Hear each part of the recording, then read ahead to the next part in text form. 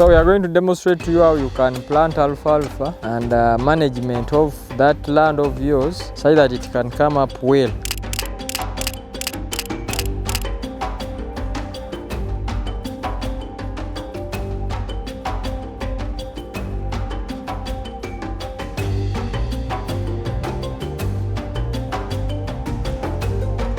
This gentleman is demonstrating to you. We are trying to dig ridges because we plant alfalfa in ridges. Why? Because first of all, alfalfa is not a strong plant as such. It needs enough nutrients on top, meaning it needs that hip, that soft hip that is going to give it momentum of growth and becoming hardy with time.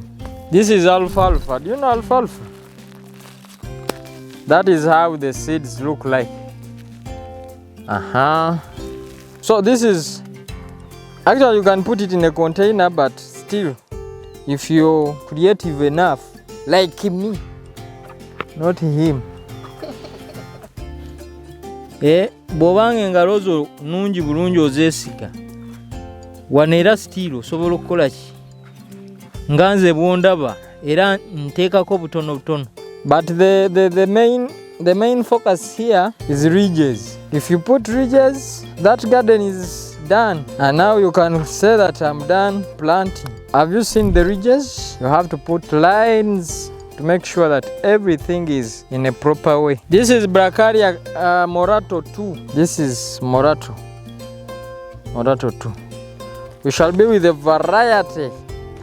A variety, I'm telling you, because we need a balanced diet.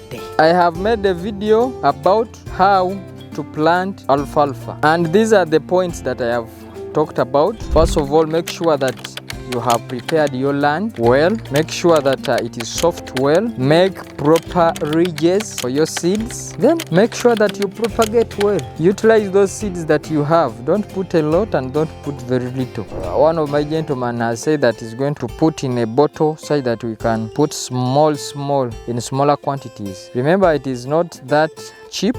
That's why we make sure that we give it a try of making sure that you utilize each and every space as well as the seeds. So that is how alfalfa is planted. After planting, make sure you check if there is any development of weeds. You have to remove them so that they don't create competition with our seeds. When they start coming up, then you make sure that you manage it well. If it needs some water, you can apply some water because alfalfa is so delicate. That's why in many places it refuses to grow. So you have to make sure that you manage that garden of yours very well so that you don't lose out the time, the seeds. So why alfalfa? Alfalfa is a legume and it is having a high crude protein in 24% there.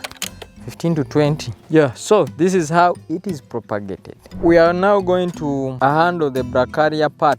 You have to make sure that everything is organized well. Now the difference here is if you're planting Bracharia for harvest and someone can be planting for grazing, open grazing, those modes of planting might differ a bit in terms of spacing, because now if I'm sure that I'll be letting my animals to graze openly from one hole to another, you can leave like 8 inches. But if you know that you want a very big stem or that shoot system, then you can space it more further, like from this hole to this hole.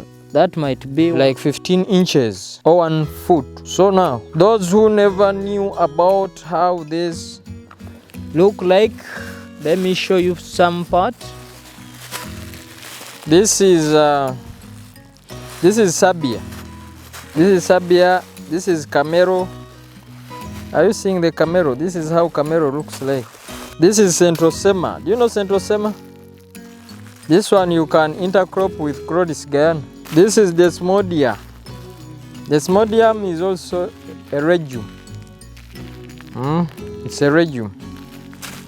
So the reason for this video is to show you how we plant these things. I have told you that if you're going to do open grazing, then you can make them to be not far apart from each other. But if at all you are going to be harvesting, then you can space them at least 1 foot, such that you can leave space for applying manure, the organic manure, or to weed if you need to do some weeding. But what I know about the aggressiveness of such crops is that they can kill the weed, especially if you can plant like this. Kati mwabadde bagala okusimba Bracharia camero, kilo bwe mujja ku ofiisi zaffe kilo ya 22 naye bufaanana bwe buti tebabafera. Mukalaba kasufu nnyo, era mbadde mulabanga ebifaananyi bye mbadde mbalaga ku faamu yange eri endala e Nakasongola. Mubiraba kati wano mbalaga mwabayingidde mu nkuba, nkasukamu nga 2 bwokka oba 3 buba bumala. Guno omuddo gwa maanyi nnyo, tegwetaaga guzannyirako. Mubulaba? Are you seeing, guys? I'm planting 2 to 3. Very simple. We shall come back here when they have started to germinate. Bwati bwe tusimba Bracharia camero ne Bracharia varieties endala omuli Morato 2, Bilharzia, Sabia. Bwati bwe tusimba ab'ebitiibwa. So very simple. This is just a demo. I don't want to waste a lot because you know these seeds are really costly. They are very expensive. So you have to make sure that you plant properly. Then you cover. Small. You put just small. I'm telling you, put small soil. Don't put a lot. Small. Our soil is fertile, guys. Are you seeing the color?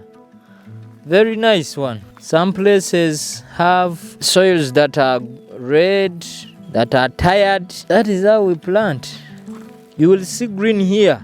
Oh, an animal can come to this and it can even start speaking. So, Bracharia morato, Bracharia varieties, they really have a very high nutrition when it comes to these goats.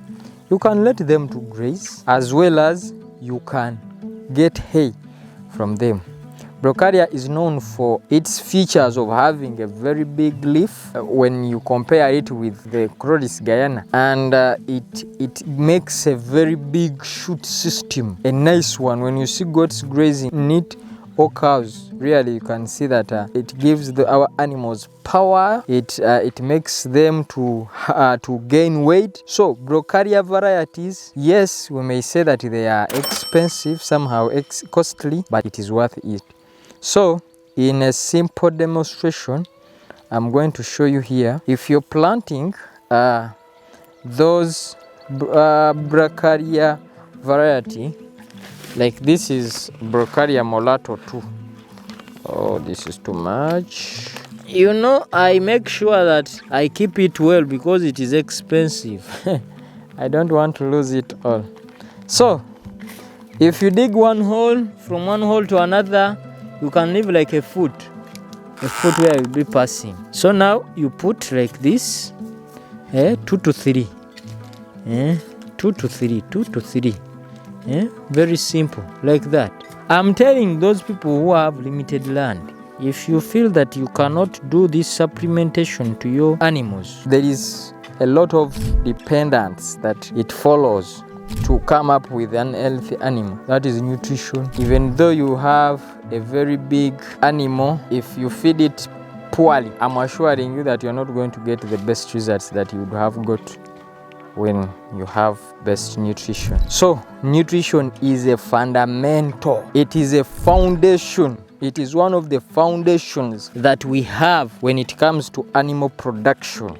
serious animal production.